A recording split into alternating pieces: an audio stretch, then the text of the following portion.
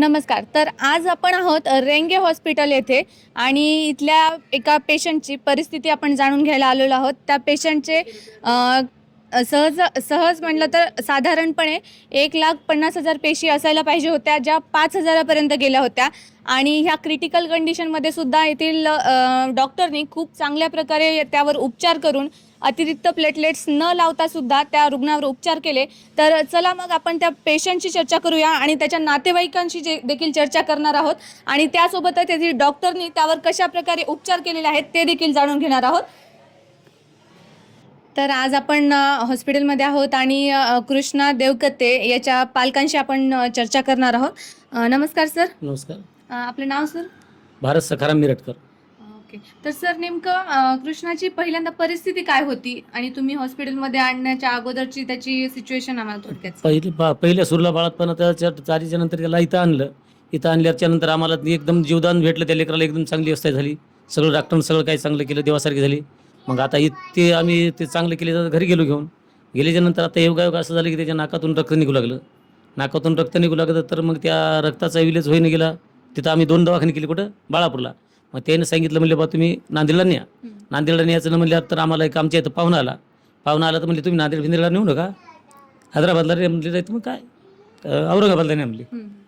तर आम्ही मला म्हटलं बाबा आपले डॉक्टर दिवस होतं. मग आम्ही डॉक्टरचा सल्ला घ्यायसाठी इथं आलो आम्ही. डॉक्टरने केला इलाज. डॉक्टरने इलाज केला, व्यवस्थिशीर झालं, एकदम चांगलं. काय प्रॉब्लेम होता? नाकातून रक्त निघू लागलं होतं. म्हणजे आता परिस्थिती कशी आहे मग? आता एकदम चांगलं झालं ना. पहिल्यानं 5,000 पहिले आल्यास 6,000 पेशी होत्या. त्याच्यानंतर दुसऱ्या दिवशी 5,000 दिल्या. आता 50 की काय हजार झाले आता आता आता असं 50,000 आता. आता त्याच्यानंतर नंबर 1चा आता चांगला आहे. लेकर बोलायला मस्त, खेळते, खाते, पिते, चांगलं व्यवस्थिशीर राहते. हो, चांगला जीव म्हणजे दिवस होता माझ्यासाठी. तर आताच आपण कृष्णाच्या आजोबांशी चर्चा केली, त्यासोबत त्याचे वडील देखील आहेत, त्यांच्याशी देखील आपण चर्चा करूया. नमस्कार सर. नमस्कार. सर नेमकं अगोदरची परिस्थिती आणि आत्ताची तुम्हाला त्यामध्ये काय फरक वाटतो कृष्णाच्या? ज्यावेळेस मी दवाखान्यात त्याला नाकातून ब्लिडिंग व्हायला ती इथं घेऊन आल्याच्या नंतर आल्या ज्यावेळेस आम्ही रिपोर्ट चेक केले त्यावेळेस मुलाची 5,000 फक्त ते प्लॅन ते हे होते, ते प्लेटलेट्स होते. तर त्याच्यानंतर सरांनी आम्हाला सांगितलं की वाशानं असं आहे, कुठं जाऊ नका, इथंच होते. इलाज केल्याच्या नंतर मग सरांनी रक्त चेक केलं, हे ते केलं. बाकीचे मग रिपोर्ट हे सर्व चांगले आले आतापर्यंतचे. आता परिस्थिती चांगली आहे. आता जवळपास 50,000च्या वर पेशा गेल्या आता. आणि सर म्हणली कुठं जायची गरज नाही, होऊन जाते म्हणली इथंच. आणि आता मुलगा एकदम खेळत आहे, टकाटक आहे. हॅलो. नाव काय तुझं? शिवांश. शिवांश. आता अगोदर तुला कसं वाटत होतं, आता कसं वाटतंय? बरं वाटतंय आता? हो. मग इथले डॉक्टर कसे वाटले तुला? चांगले. तू लाडू बोलतोस ना? देतात मला. लाडू देतात? तू बोलतोस ना त्यांना रोज? हो. आणि सिस्टर मॅम? हो. त्या पण चांगल्या आहेत? त्या पण बोलतात तुला? हो. कसं बोलतात? चांगलं. लाड करतात की तुझा? हो. इथली ह्या हॉस्पिटलची उपचार पद्धती कशी आहे आणि आपल्याला म्हणजे त्याच्यामध्ये सुधारणा वाटली का? काय वाटलं? उपचार पद्धती एक म्हणजे सर्वात उत्कृष्ट वाटली. आणि कुठल्याही प्रकारची पेशी न लावता त्याच्या पेशी वाढवण्यात आल्या आता. तर सर ह्या हॉस्पिटलमधली उपचार पद्धती नेमकी आपल्याला कशी वाटली आणि इथला स्टाफ किंवा इथले कर्मचारी कसे आहेत? नंबर 1चा उपचार केला त्यानं. आणि आम्हाला सहकार्य आम्ही विचारलं, ते शिलाताई काहीतरी नाव आहे त्याचं, काय नाव? शिलाताई काहीतरी नाव आहे त्याचं. त्याच्याकडून आम्ही माहिती घेतली आणि त्यानं आम्हाला मार्गदर्शन केलं आणि आमचं दुखणं चांगलं झालं, बाळाचं दुखणं चांगलं झालं. एकदम नंबर 1चा त्याने इलाज केला आणि आम्ही त्याचं मार्गदर्शन काय ऐकत राहू आणि त्यानं आम्हाला सांगित राहू आणि आम्ही त्या पद्धतीने करत राहू. आपल्यासोबत आहेत शिल्पा मॅम, ज्यांनी रेंगे हॉस्पिटलमध्ये मॅनेजमेंट पण करतात. तर नमस्कार मॅम. नमस्कार. तर मॅम पेशंटच्या नातेवाईकांचं असं म्हणणं आहे की येथील डॉक्टरांसोबतच कर्मचाऱ्यांनी पण बाकीच्यांनी सगळ्यांनी सेवा खूप चांगल्या प्रकारे दिली. हो. तर ह्याबद्दल आपली काय भावना आहे? काही नाही, आमच्याकडे सगळे कर्मचारी खूप व्यवस्थित काम करतात, सगळं व्यवस्थित आहे. एक म्हणते तर हे पेशंट आहे असं आहे. प्लेटलेट फक्त 5,000 होत्या आणि मला आज 10 वर्ष झाले मी सरांकडे आहे. आजपर्यंत आमच्या हॉस्पिटलमध्ये एक पण प्लेटलेट्स अवेलेबल आणल्याच नाहीत. आम्ही किती 5ही असो 15 असो काही असो, इंजेक्शनवरच आमचे सर पूर्ण कव्हर करतात प्लेटलेट. आपण सध्या रेंगे हॉस्पिटलमध्ये आहोत आणि येथील एका कृष्णा देवकते ह्या रुग्णाशी आणि त्याच्या नातेवाईकांशी आपण चर्चा केली. त्यासोबतच आपण हॉस्पिटलचे डॉक्टर जे आहेत, प्रसिद्ध बालरोग तज्ज्ञ आणि ज्यांनी लहान मुलांच्या रुग्णसेवेमध्ये 25 वर्षापासून कार्यरत आहेत असे डॉक्टर रेंगे सर यांच्याशी आपण चर्चा करणार आहोत. नमस्कार सर. नमस्कार. तर सर, आता जो मुलगा आपल्याकडे आहे कृष्णा देवकते, तर तो जेव्हा हॉस्पिटलमध्ये आला तेव्हा नेमकी त्याची परिस्थिती कशी होती? बाळ थोडं सिरियस अवस्थेतच होतं. बाळाच्या नाकातून सारखा रक्ताचा स्त्राव जात होता. काही करता ते थांबत नव्हतं. बाळ बऱ्यापैकी सुस्त होतं आणि गंभीर अवस्थेत बाळाला घेऊन आले होते. ओके. तर सर, आम्ही आत्ताच रुग्णाच्या नातेवाईकांशी पण बोलून आलेलो आहोत आणि त्यांच्याशी पण संवाद साधला. तर त्यांनी सांगितलं की आपण अतिरिक्त प्लेटलेट्स न लावता त्याच्यावर उपचार केलेत. तर ह्याबद्दल आपलं काय आहे थोडक्यात? राईट. कारण आपण ज्यावेळेस बाळाच्या रक्ताची तपासणी केली त्यावेळेस बाळाच्या शरीरामध्ये प्लेटलेट नावाच्या ज्या पेशा आहेत, मला वाटतं डेंग्यूच्या आजारापासून प्लेटलेट नावाच्या पेशांना सगळ्यांना परिचय झाला आहे. तर प्लेटलेट नावाच्या ज्या पेशा आहेत ज्या नॉर्मली आपल्या 1.5 लाख ते 3.5 लाखाच्या दरम्यान असाव्या, म्हणजे साध्या भाषेमध्ये 1.5 लाखापेक्षा जास्त असाव्या. आणि आपल्या बाळामध्ये ज्यावेळेस बाळ ॲडमिट केलं त्यावेळेस त्या पेशा फक्त 5,000 होत्या. तर नॅचरली नैसर्गिक आहे की 1.5 लाख पेक्षा जास्त पेशा असाव्या आणि बाळाच्या 5,000 होत्या. तर नातेवाईकाच्या मनात, डॉक्टरांच्या मनात, सगळ्यांच्या मनात हे येणं कॉमन आहे की आपण पेशा चढवायला पाहिजे. आणि बऱ्याच वेळेस असं केल्या पण जातं.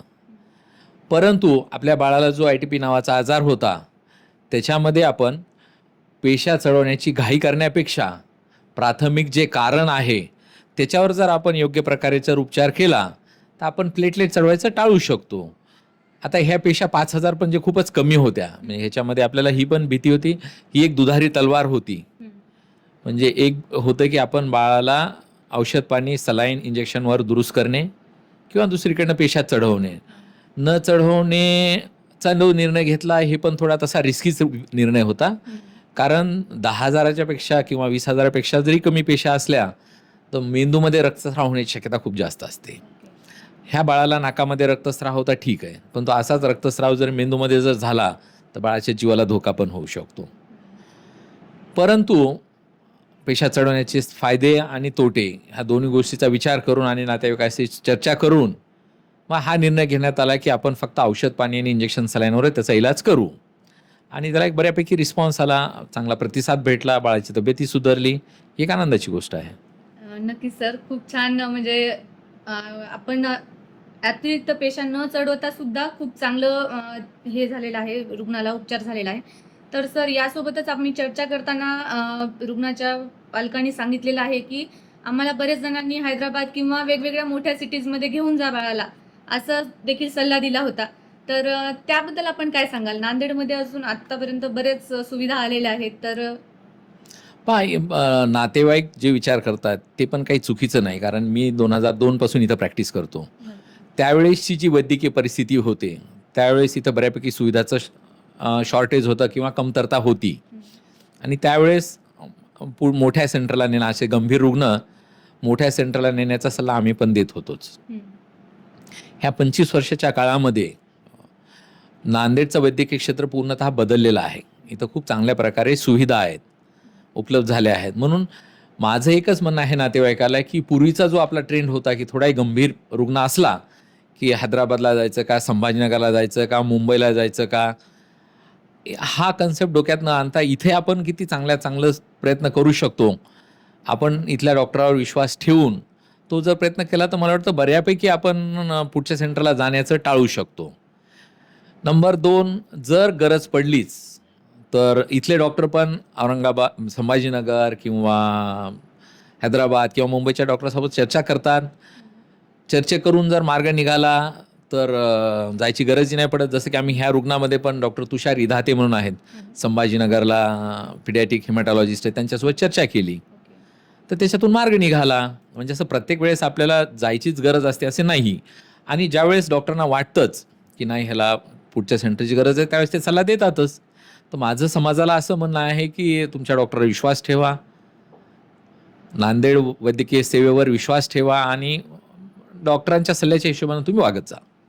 नक्कीच सर. तर सर यासोबतच मुलांचं आरोग्य चांगलं राहावं यासाठी पालकांनी नेमक्या कोणत्या सवयी लावायला पाहिजेत, त्याबद्दल पालकांना काय सल्ला? राईट, एकदम छान प्रश्न विचारला तुम्ही, की कारण आजच्या आपण बऱ्याच वेळेस म्हणत असतो की आमचे बाळ आजकाल खूप आजारी पडतात, खूप आजारी पडतात, आणि त्या बाळासोबत जे आजी आजोबा येतात ते आम्हाला नेहमी म्हणतात की आम्ही कधी औषध नाही खाल्ले, आणि ह्या बाळाला तर दर 8 दिवसाला किंवा दर महिन्याला तुमच्याकडे घेऊन यावं लागतं. त्यांचं पण म्हणणं बरोबर आहे, कारण ते आजोबा आजी ज्यावेळेस लहान बाळं होते त्यावेळेस त्यांच्या सवयी चांगल्या होत्या. घरचं पोषक तत्व खायचे, शारीरिक कष्ट व्हायचे, आणि कळत न कळत व्यायाम व्हायचा. हल्ली आपलं जग इंडस्ट्रियलाइज झालं आहे, सिव्हिलाइज झालं आहे, त्याच्यामुळं बाळांचं पण लाईफस्टाईल म्हणा किंवा सवयी खूप बदलल्या आहेत. हल्ली बाळांना फास्ट फूड किंवा पॅक फूड, ज्याला आपण चॉकलेट, बिस्किट, चिप्स, कुरकुरे म्हणू, किंवा आईस्क्रीम, कोल्ड्रिंक्स म्हणू, ह्याचं सेवन करायची सवय खूप लागली आहे. तर माझं म्हणणं राहील की ह्याच्यापासून दूर राहावं. व्यायाम करणं किंवा शारीरिक कष्ट करणं किंवा आउटडोअर गेम किंवा बाहेर खेळण्यापेक्षा बाळं आजकाल मोबाईलवर खेळायला प्रेफरन्स देतात, आवडतं त्यांना तशात. तर माझं म्हणणं असेल की बाळांच्या तुम्ही त्या जर सवयी बदलल्या तरी पण बऱ्यापैकी तुमच्या बाळाचं आरोग्य चांगलं राहील. आणि तिसरी महत्त्वाची गोष्ट आहे की पोषक तत्वाचं सेवन करणं, जशा की हिरव्या पालेभाज्या आणि फळं, मुळं आलेली मटकी, मुळं आलेलं धान्य, कच्च्या भाज्या, कच्चे फळं, हे खाण्याचं जर प्रमाण वाढवलं तर मला वाटतं की आपले बाळ आणखी पण निरोगी राहतील, आणि आजी आजोबा लहानपणी जसे होते तसे आपले बाळं पण, त्यांचं पण आरोग्य तसं चांगलं राहील. नक्कीच सर. तर सर आम्ही आता पेशंटला जेव्हा बोललो तर डॉक्टर तुला बोलतात का, तर त्यांनी सांगितलं की हो बोलतात आणि त्यासोबत लाडू पण देतात. तर यामागे काय राज आहे? राईट, ह्याच्या मागचं राज कसं आहे की पहा, हल्ली आपण पण आपलं प्रेम जर प्रकट करायचं असेल ते आपल्या पाल्यावर म्हणा किंवा आपल्या नातेवाईकाच्या बाळासाठी म्हणा, आपल्याला ज्यावेळेस आपलं प्रेम प्रकट करायचं असतं तर आपण त्याला एक चांगल्या प्रकारचं बिस्किट देऊन देतो, चांगल्या प्रकारचं चॉकलेट घेऊन देतो. इव्हन आपल्या पाल्याला पण चांगले मार्क आलं, चांगलं वागला, चांगला बोलला की आपण त्याला गिफ्ट म्हणून तसं देतो, किंवा त्यांनी शांत राहावं किंवा आपलं ऐकावं म्हणून त्याला एक तसं प्रलोभन देतो. आम्ही ते न देता आम्ही त्यांना एक लाडू देतो जो की गूळ आणि कच्च्या नारळापासून बनलेला असतो. तर त्याचा मागचा उद्देश असा आहे की बाळाला प्रलोभन द्यायचं किंवा त्याचं तुम्हाला तारीफ करायची किंवा त्याला प्रोत्साहन द्यायचं. त्याच्यासाठी जर तुम्हाला काही खायला द्यायचंच असेल तर पौष्टिक द्या, घरी बनवलेलं द्या, की ना की बाहेरचं हे ॲडव्हर्टाईजच्या भरोशा किंवा त्या प्रकारे प्रेम प्रकट करण्याची गरज नाही. हा एक मेसेज आम्ही सोसायटीला देतो आहोत. नक्कीच सर. धन्यवाद सर, आपण आम्हाला वेळ दिलात. थँक्यू. तर हे होते डॉक्टर रेंगे सर. पाहत राहा राजमुद्रा न्यूज लाईव्ह. धन्यवाद.